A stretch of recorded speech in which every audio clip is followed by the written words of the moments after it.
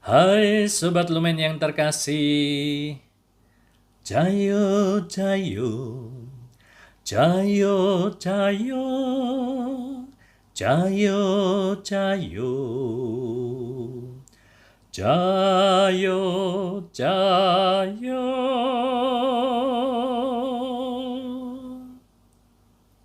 Selamat berjumpa kembali dengan Romo Antonius Dwi Cahyono, SVD. Bagaimana kabar kalian? Semoga tetap sehat dan semangat. Sobat Lumen yang terkasih, mari kita mendengarkan firman Tuhan dari kitab Kejadian bab 44 ayat 18 sampai 21, dilanjutkan ayat 23 sampai 29, diteruskan dengan bab 45 ayat 1 sampai 5. Firman-Mu pelita bagi kakiku, terang bagi jalanku. Firman-Mu pelita bagi kakiku, terang bagi jalanku.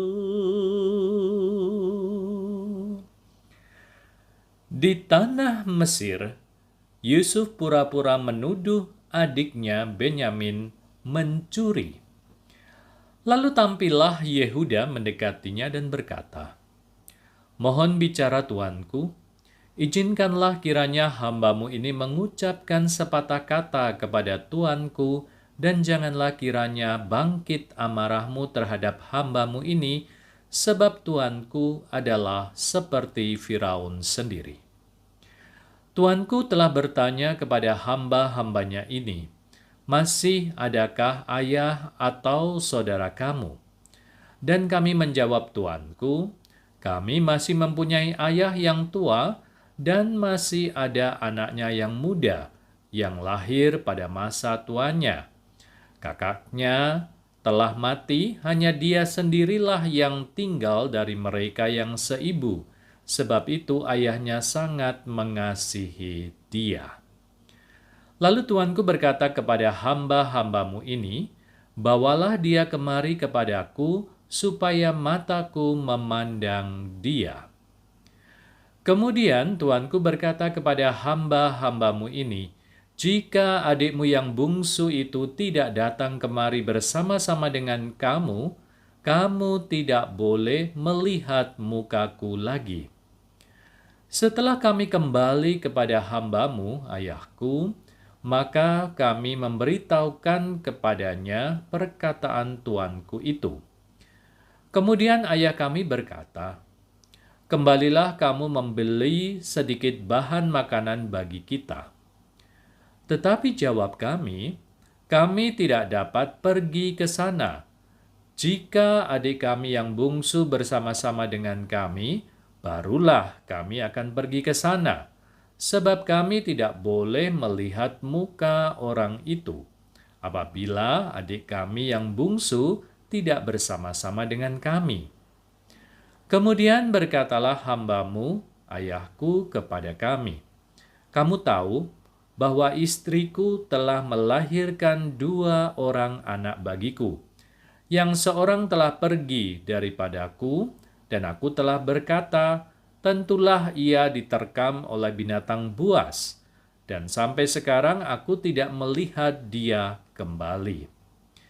Jika anak ini kamu ambil pula daripadaku, dan ia ditimpa kecelakaan, maka tentulah kamu akan menyebabkan aku yang ubanan ini turun ke dunia orang mati karena nasib celaka."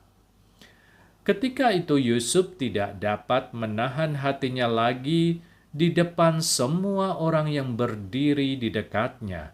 Lalu berserulah ia, "Suruhlah keluar semua orang dari sini." Maka tidak ada seorang pun yang tinggal di situ bersama-sama Yusuf, ketika ia memperkenalkan dirinya kepada saudara-saudaranya. Setelah itu, menangislah ia keras-keras, sehingga kedengaran kepada orang Mesir dan kepada seisi istana Firaun. Dan Yusuf berkata kepada saudara-saudaranya, "Akulah Yusuf. Masih hidupkah Bapa?" Tetapi saudara-saudaranya tidak dapat menjawabnya, sebab mereka takut dan gemetar menghadapi dia. Lalu kata Yusuf kepada saudara-saudaranya itu, "Marilah dekat-dekat." Maka mendekatlah mereka. Katanya lagi, "Akulah Yusuf, saudaramu yang kamu jual ke Mesir.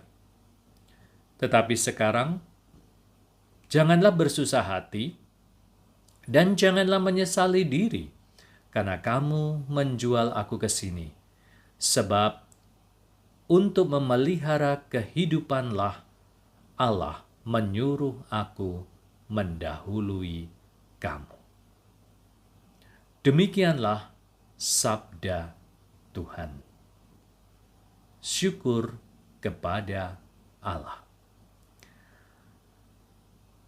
Sobat Lumen yang terkasih, mengalahkan kejahatan dengan kebaikan. Apa bisa? Cek.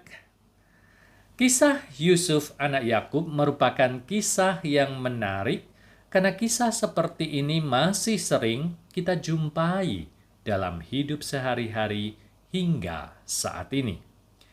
Yusuf yang awalnya ingin dibunuh oleh saudara-saudaranya karena iri hati, tapi kemudian akhirnya dijual, dan setelah melewati masa-masa sulit, akhirnya Yusuf menjadi salah seorang pejabat di Mesir. Ketika Yusuf melihat saudara-saudaranya yang kesusahan karena bencana kelaparan, muncul belas kasih dalam diri Yusuf. Yusuf mencemaskan keadaan saudara-saudaranya, terlebih ayahnya. Sakit hati karena perlakuan saudaranya di masa lalu telah diubah oleh Yusuf menjadi berkat. Rasa cintanya terhadap ayah dan juga saudara-saudaranya membuat Yusuf tidak membalas kejahatan saudara-saudaranya dengan kejahatan, melainkan dengan kebaikan. Semoga kita dengan pertolongan Tuhan mampu mengubah duka, kesulitan hidup yang kita alami di saat-saat ini menjadi suatu berkat ketika kita bisa terus berjuang untuk berbuat baik.